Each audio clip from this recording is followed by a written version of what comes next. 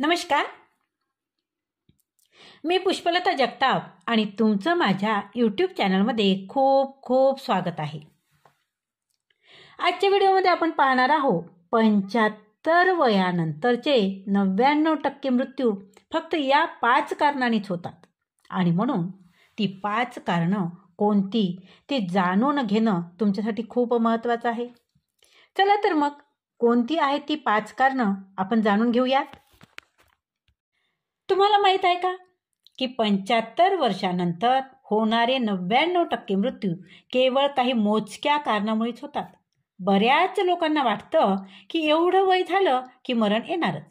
हे अगदी नैसर्गिक आहे, पण सत्य हे आहे की बहुतांश मृत्यू टाळता येण्याजोगे असतात आणि होणारे मृत्यू हे टाळता येण्याजोग्या कारणामुळेच होतात. अशा धोक्यामुळे जे वेळेत लक्षात घेतले जात नाही आणि जेव्हा लक्षात येतं तेव्हा खूप उशीर झालेला असतो. त्यावेळी आरोग्य आधीच ढासळलेलं असतं आणि काही पर्यायच उरलेला नसतो.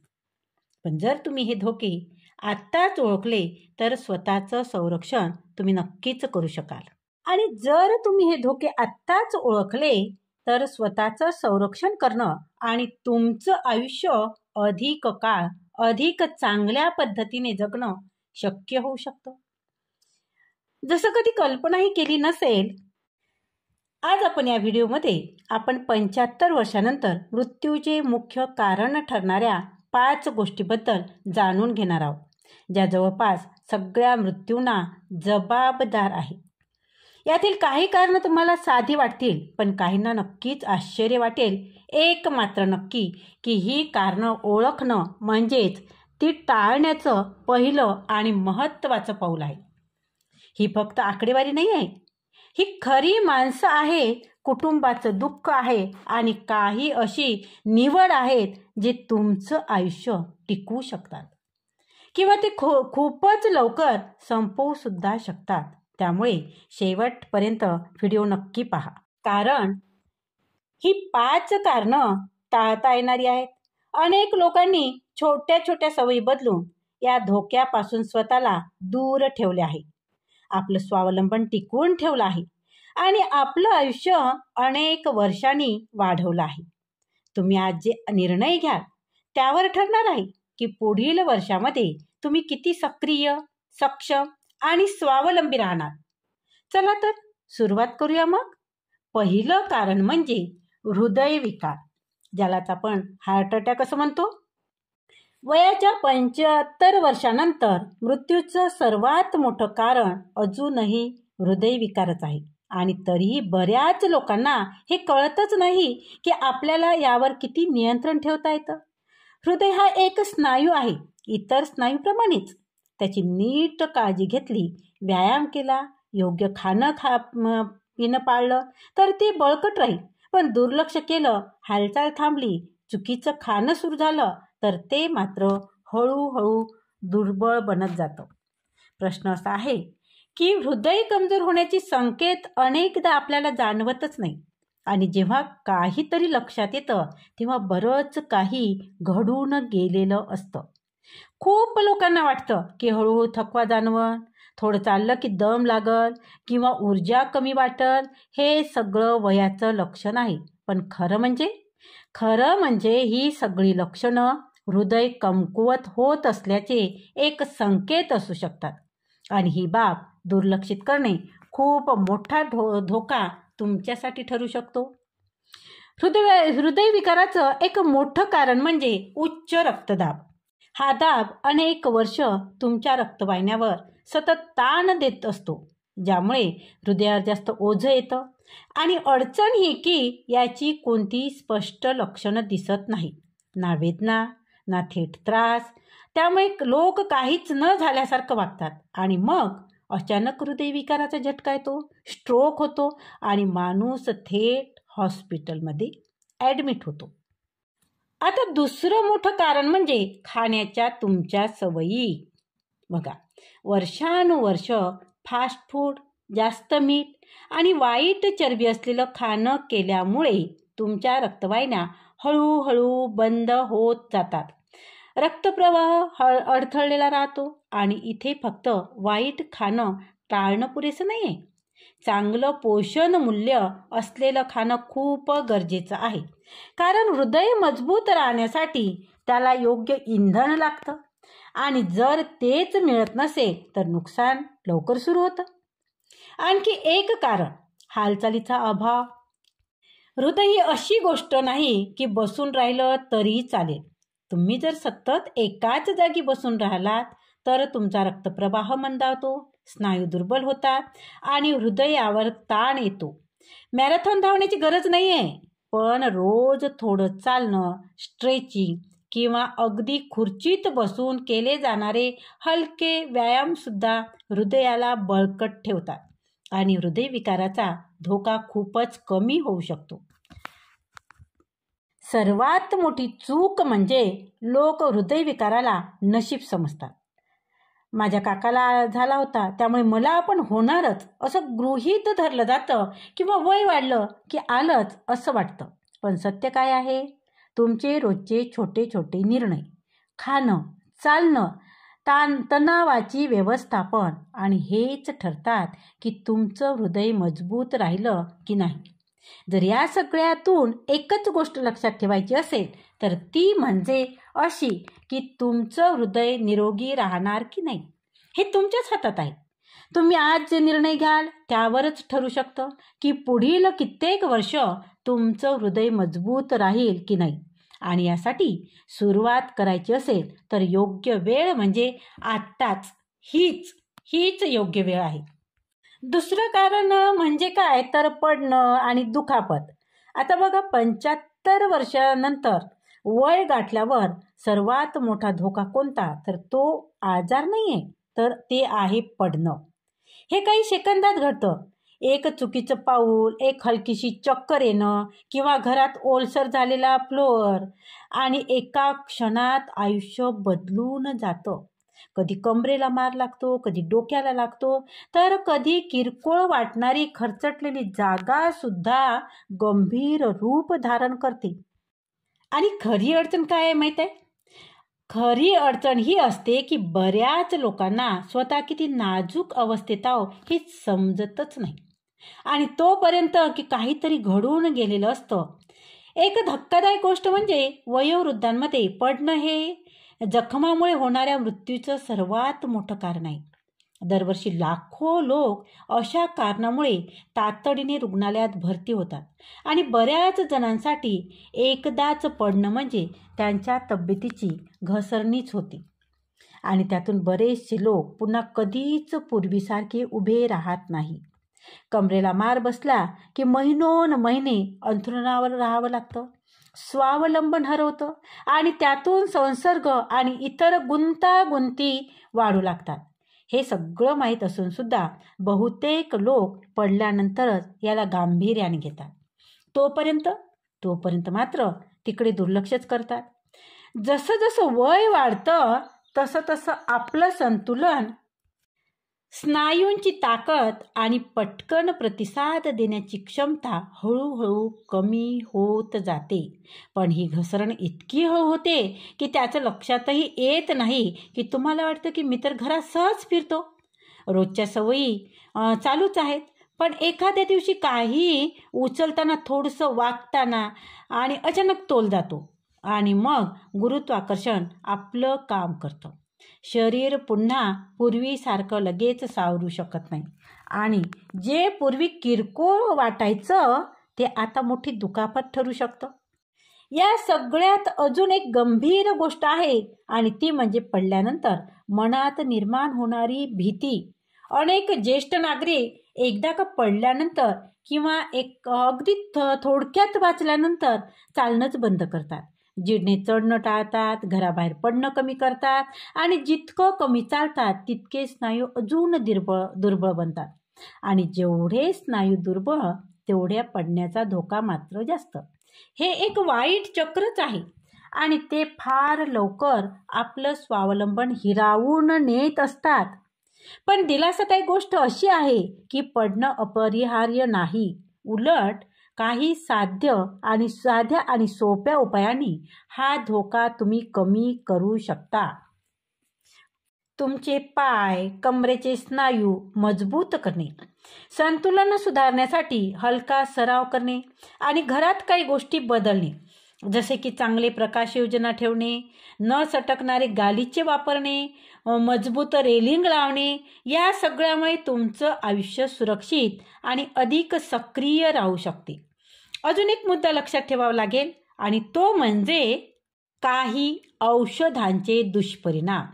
काही वेळ दिली जाणारी औषध चक्कर आणू शकतात, झोप येऊ शकते किंवा रक्तदाबात अचानक बदल होतो आणि यामुळे पडण्याचा धोका वाढतो.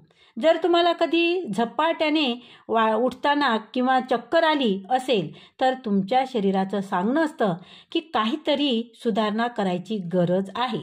डॉक्टरांशी औषधाबद्दल मोकळेपणानं बोला. ती तुमच्या संतुलनावर परिणाम करतायत का हे बघा. आणि हे लक्षात घेतलं तर तुमचं प्राणसुद्धा तुम्ही वाचवू शकता. पडणं म्हणजे फक्त वस्तूमध्ये अडखळणं नाही, ती तुमची शरीर मजबूत, स्थिर आणि सावध ठेवण्याची एक बाब आहे. कारण वयाच्या 75 नंतरचा एक अपघातसुद्धा सगळं आयुष्य बदलून टाकू शकतो. पण जर आजच योग्य काळजी घेतली तर पुढचं आयुष्य अधिक सुरक्षित, अधिक स्वावलंबी आणि अधिक आनंददायी ठरू शकतं, नाही का? आता बघू पुढचं कारण. तिसरं कारण आहे श्वसनाशी संबंधित आजार, श्वास घेण्याशी संबंधित आजार. श्वास घेणे ही अशी गोष्ट आहे की आपण ती रोज घेतो, पण तिचं महत्त्व आपल्याला तेव्हा कळतं जेव्हा श्वास घेणं कठीण होऊ लागतं. वय वाढत गेलं की फुफ्फुस पूर्वीसारखं कार्यक्षम राहत नाही आणि सुरुवातीला साधी वाटणारी लक्षणं जसे की खोकला, दम लागणं किंवा छातीत जड वाटणं हळूहळू मोठ्या आजाराचं रूप धारण करू शकतात. आता बघा की 75 वर्षानंतर श्वसनाचे विकार हे मृत्यूचं एक प्रमुख कारण बनतात. कारण ते थांबवता येत नाहीत असं नाही, तर लोक वेळेत त्याच्याकडे लक्षच देत नाहीत. त्यात सगळ्यात मोठा धोका म्हणजे काय? दीर्घकाळ चालणारा फुफ्फुसाचा आजार. यामध्ये फुफ्फुसाचे मार्ग सुजतात आणि श्वास घेणं अधिक कठीण होतं. अनेक वृद्ध लोक वारंवार खोकतात, शिटीळ आवाज येतो किंवा थोडंसं चाललं तरी दम लागतो, तरी ते म्हणतात की वय झालं म्हणून होतं. पण ही लक्षणं तुमच्या फुफ्फुसाची मदतीसाठीची एक हाक असते, त्याकडे दुर्लक्ष करायचं नसतं. एक अत्यंत धोकादायक आजार म्हणजे न्यूमोनिया. तो सुरुवातीला सर्दीसारखा वाटतो, छातीत जडपणा जाणवते, ताप येतो, पण वृद्ध व्यक्तींसाठी न्यूमोनिया फार गंभीर असतो. तो सुरुवातीला सर्दीसारखा वाटतो, छातीत जडपणा जाणवतं, ताप येतो, पण वृद्ध व्यक्तींसाठी न्यूमोनिया फार गंभीर असतो. कारण वयानुसार शरीराची रोगाशी लढण्याची ताकद कमी होते आणि 75 नंतर अनेक लोकांना यामुळे रुग्णालयात दाखल व्हावे लागते आणि बरेच जण तर पुन्हा सावरतच नाही. याशिवाय अजून एक मोठा धोका म्हणजे खराब हवेचा परिणाम. वर्षानुवर्ष धूर आणि प्रदूषण याचा संपर्क फुफ्फुसावर हळूहळू वाईट परिणाम करत असतो. अगदी घराच्या आत सुद्धा बुरशी, प्राण्याच्या केसाचे कण किंवा गंधक वगैरे रसायन या सगळ्यामुळे श्वास घेणे अधिक कठीण होते. जर आधीपासूनच अस्थमा असेल तर ही स्थिती आणखी बिघडते. पण काही साधे उपाय खूप उपयोगी ठरतात. घरातली हवा स्वच्छ ठेवणे, हवेचे स्वच्छ करणारे उपकरण वापरणे आणि धुराचा किंवा धुळीचा संपर्क टाळणं, हे सगळं फुफ्फुस सुरक्षित ठेवण्यास मदत करत असतं. श्वसनासाठी सगळ्यात उत्तम उपाय म्हणजे हालचाल. अनेकांना हे माहीतच नसतं की फुफ्फुसासाठीही व्यायाम गरजेचा असतो. जेव्हा तुम्ही चालता, हालता किंवा थोडे स्ट्रेचिंग करता तेव्हा फुफ्फुस पूर्णपणे फुगतात आणि म्युकस बाहेर टाकतात आणि अधिक कार्यक्षम राहतात. पण जर तुम्ही दिवसभर बसूनच राहत असाल तर फुफ्फुस कमी काम करतं आणि त्यामुळे संसर्गाचं प्रमाण वाढत जातं. लस घेतली जाणं हे अजून एक महत्त्वाचं पाऊल आहे. निमोनिया, फ्ल्यू आणि इतर संसर्गापासून संरक्षण करणाऱ्या लसी या तुमचं आयुष्य वाचवू शकतात. पण अनेक वृद्ध लोक या लसीचं महत्त्व लक्षात घेत नाहीत. ही फक्त सर्दी टाळण्यासाठी नाही तर गंभीर त्रास टाळण्यासाठी आहे, जे तुम्हाला थेट रुग्णालयात नेऊ शकतात. एक छोटी सवय जसे की वेळच्या वेळी लस घेणे ही सौम्य आजार आणि गंभीर संकट यामधला खूप मोठा फरक ठरू शकते. श्वास घेणे ही अशी गोष्ट आहे की ती त्रासदायक वाटू नये, पण 75 वर्षानंतर अनेक लोकांना त्रास होतो कारण त्यांनी वेळेवर पावलं उचललेली नसतात. तुमची फुफ्फुस तुमच्यासोबत प्रत्येक क्षण असतात, तुम्हाला जिवंत ठेवण्यासाठी. त्यामुळे त्याची काळजी घेणे, त्याला बळकट ठेवणे आणि त्याला आजारापासून त्याचं रक्षण करणे हे तुमच्या आरोग्यासाठी आणि स्वावलंबनासाठी अत्यंत गरजेचं आहे. चौथं कारण बघू आता, तर ते स्ट्रोक.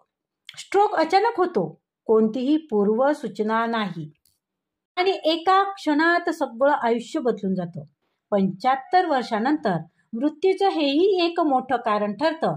पण आजही अनेक लोकांना हे लक्षातच येत नाही की स्ट्रोक येण्याआधी बरेच इशारे मिळतात आणि बऱ्याच धोक्यावर त्यांचंच नियंत्रण असतं. खरी अडचण ही आहे की स्ट्रोक नेहमी दुसरी संधी देत नाही. एकदा का स्ट्रोक आला की बहुतेक वेळा मेंदूचं नुकसान कायमचं होतं. पण एक गोष्ट जे फार कमी लोकांना माहीत असतं आणि ती म्हणजे जवळपास 80% स्ट्रोक्स टाळता येऊ शकतात. म्हणजेच तुम्ही आज जे निर्णय घ्याल ते ठरवतील की पुढे तुम्ही स्वतःच्या पायावर उभे राहाल की संपूर्ण आयुष्य दुसऱ्यावर अवलंबून राहाल. स्ट्रोक तेव्हा होतो जेव्हा मेंदूपर्यंत जाणारा रक्तप्रवाह अचानक थांबतो किंवा एखाद्या रक्तवाहिनीत फाट पडतो. असं झालं की काही मिनिटातच मेंदूतील पेशी मरायला लागतात. मेंदूला जितका वेळ ऑक्सिजन मिळत नाही तितकं त्याचं नुकसान गंभीर होत जातं. काही स्ट्रोक सौम्य असतात, थोडा गोंधळ, थोडीशी अशक्तपणा वाटतं आणि तो निघूनही जातो. पण काही स्ट्रोक इतके गंभीर असतात की माणूस अर्धवट अपंग होतो, बोलू शकत नाही किंवा पूर्णपणे दुसऱ्यावर अवलंबून होतो आणि बऱ्याच वेळा स्ट्रोक थेट जीवावर सुद्धा बेततो. स्ट्रोकचा सर्वात मोठा धोका म्हणजे उच्च रक्तदाब. वर्षानुवर्ष रक्तवाहिन्यावर होणारा ताण त्या कमजोर करतो आणि ज्यामुळे त्या सहज फाटू शकतात किंवा अडथळले जाऊ शकतात. आणि हृदयविकाराप्रमाणे उच्च रक्तदाबाची लक्षणं बाहेरून दिसत नाहीत आणि म्हणूनच अनेक लोकांना हे माहीतच नसतं की ते धोक्यात आहे आणि तोपर्यंत ही अचानक स्ट्रोक होतो. दुसरं कारण म्हणजे हृदयाच्या ठोकावर मध्ये अनियमितता. विशेषतः अनेक ज्येष्ठ नागरिकांना हृदयाचे ठोके नियमित नसतात, पण त्यांना त्याची कल्पनाच नसते. अशा वेळेस हृदयात रक्त साचू लागतं आणि त्यातून थेंब तयार होतात आणि हे थेंब जर मेंदूपर्यंत पोचले तर एका क्षणात स्ट्रोक घडतो. पण एक चांगली गोष्ट म्हणजे एक साधी वैद्यकीय तपासणी करून हे धोके अगदी सुरुवातीलाच शोधता येतात आणि वेळेत उपचार घेतले जातात. तर स्ट्रोकचा धोका मोठ्या प्रमाणात कमी करता येतो. यानंतर महत्त्वाचा मुद्दा म्हणजे आपला आहार आणि आपली जीवनशैली. जर तुम्ही सातत्याने प्रक्रियायुक्त अन्न, जास्त मीठ आणि वाईट चरबी खाल्ली तर स्ट्रोकचा धोका वाढतो. आणि जर शरीराची हालचाल कमी झाली तर रक्त घट्ट होऊ लागतं आणि रक्तप्रवाह कमी होतो आणि यामुळेच धोका वाढतो. याला टाळायचं असेल तर उत्तम उपाय म्हणजे सक्रिय राहा, पोषण मूल्याने भरलेले आहार घ्या आणि रक्तदाब योग्य पातळीवर ठेवा.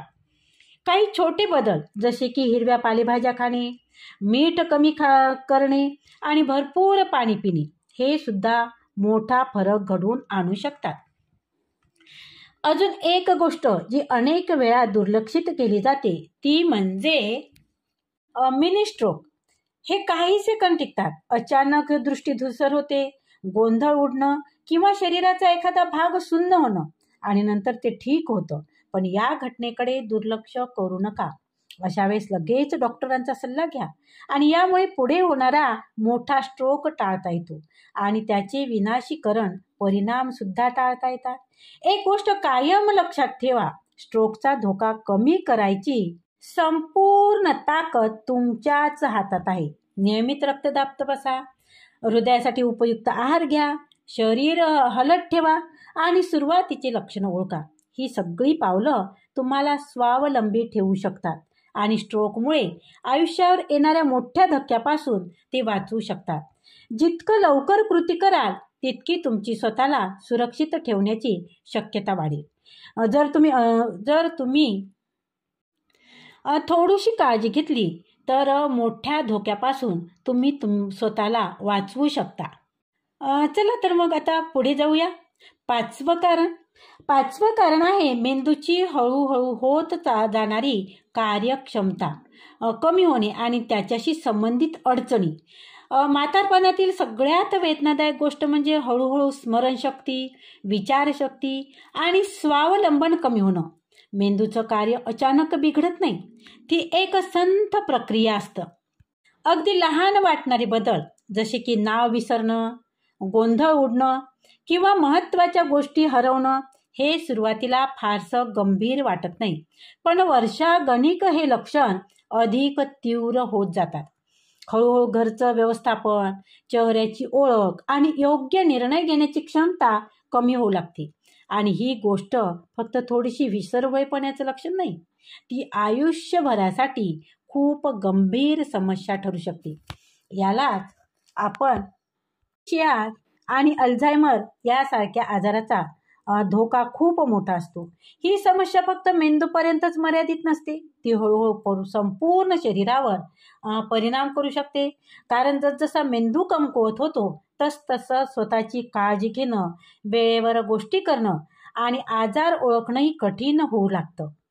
अगदी साध्या साध्या गोष्टी जसं की वेळेवर औषध घेणं, अन्न नीट खाणं किंवा शरीरात काही त्रास सुरू होतोय का हे ओळखणं हे सुद्धा दररोजचं आव्हान होऊ शकतो. डिमेन्शियाने त्रस्त अनेक वृद्ध मंडळी पाणी प्यायचं सुद्धा विसरतात. त्यामुळे शरीरात पाण्याची कमतरता होऊन धोकादायक स्थिती निर्माण होते. काही जण खूपच कमी खातात तर काही वेळोवेळी जास्त खाऊ लागतात आणि यामुळे शरीराला आवश्यक पोषण मिळत नाही किंवा वजन वाढतं आणि त्यातून दुसरे गंभीर आजार वाढतात. पण सगळ्यात मोठा धोका म्हणजे अपघात, गॅस बंद करायचं विसरणं, रात्री दरवाजा उघडाच राहणं किंवा बाहेर कुठेतरी भटकायला जाणं. अशा गोष्टी मेंदूच्या कार्यक्षमतेत घट झाल्यावर धोकादायक ठरू शकतात आणि अशा अवस्थेमुळे अनेक वृद्ध त्यांचं स्वावलंबन गमावतात. मग ते एकटे राहू शकत नाही आणि जर त्यांची नीट काळजी घेतली नाही तर त्यांचं आरोग्य आणखी झपाट्याने ढासळू लागतं. या सगळ्यात भीतीदायक गोष्ट म्हणजे बऱ्याच वेळा लोकांना कळतच नाही की त्यांच्या मेंदूचं कार्य थोडं थोडं खालावत चाललं आहे. नाव विसरणं, संभाषण अर्धवट सोडणं, वस्तू कुठं ठेवली हे विसरणं ही लक्षणे सुरुवातीला वय वाढलं म्हणून दुर्लक्षित केल्या जातात. पण हीच मेंदू देत असलेली एक लक्ष द्या अशी चेतावणी असते. जितक्या लवकर आपण ही लक्षणे ओळखतो आणि पावलं उचलतो तितका धोका कमी होतो आणि त्याचबरोबर पुढील अनेक वर्ष आपलं मन ताजं, स्पष्ट आणि सक्रिय राहू शकतं. मेंदूच्या आरोग्याची नीट काळजी घ्यायची असेल तर त्याला व्यायाम हवा असतो. अगदी शरीराच्या स्नायूप्रमाणेच वाचन करणं, काहीतरी नवीन शिकणं, कोडी सोडवणं, खोल संवाद करणं या सगळ्यामुळे मेंदू सतत काम करत राहतो आणि तो झपाट्याने कमजोर होण्याचा धोका मात्र टळतो. पण इथेच अनेक लोक एक गोष्ट विसरतात, ती म्हणजे शारीरिक हालचाल. मेंदूसाठी फक्त बौद्धिक गोष्ट नाही तर चालणं, थोडं व्यायाम, शरीर तंदुरुस्त ठेवणं हे सुद्धा तितकंच महत्त्वाचं आहे.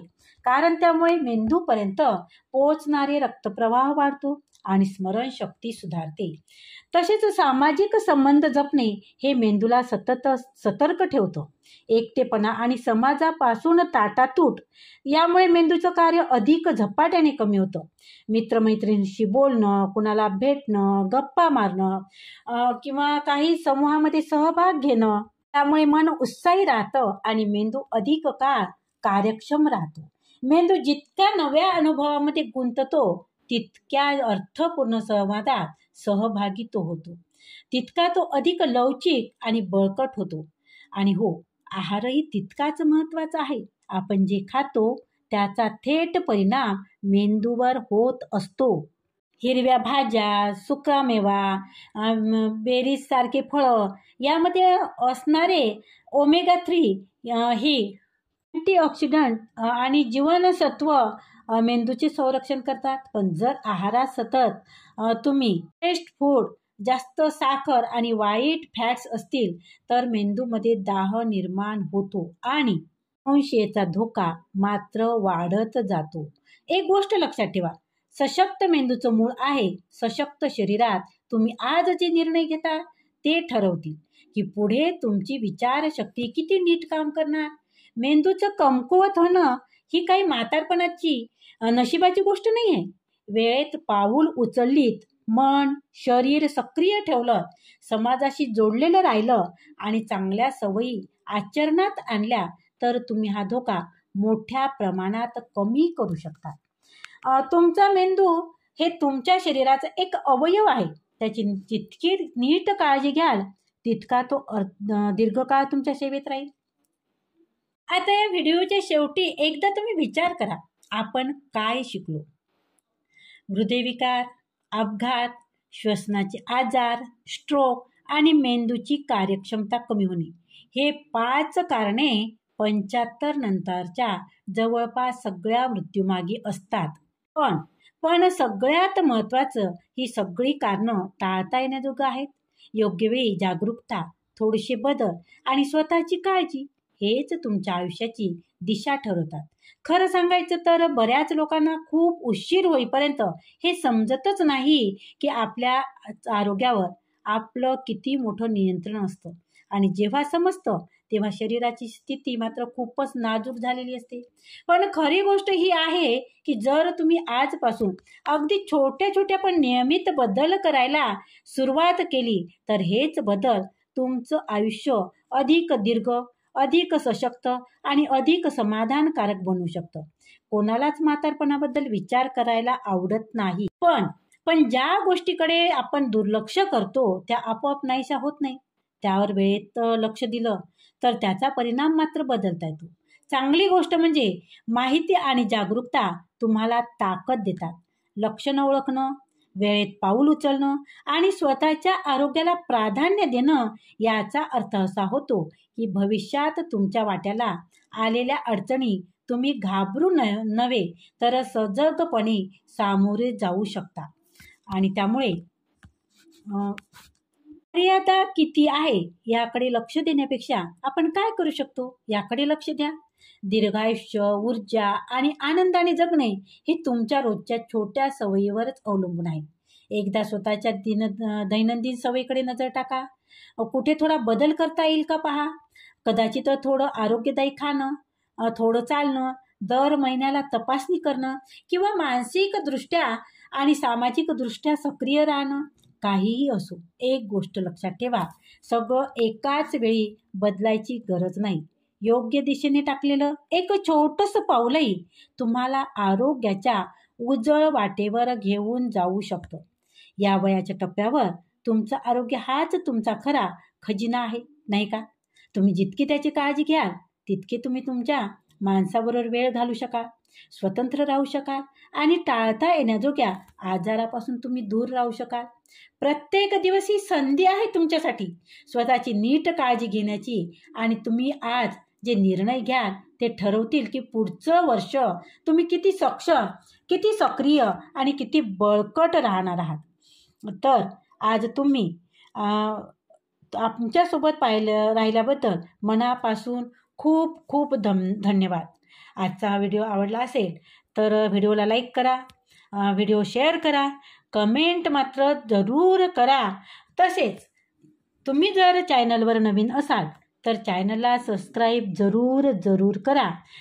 त्याचप्रमाणे तुम्हाला खूप खूप शुभेच्छा तुमच्या आयुष्यासाठी, दीर्घायुष्यासाठी आणि निरोगी आयुष्यासाठी खूप खूप शुभेच्छा. धन्यवाद. खूप खूप धन्यवाद.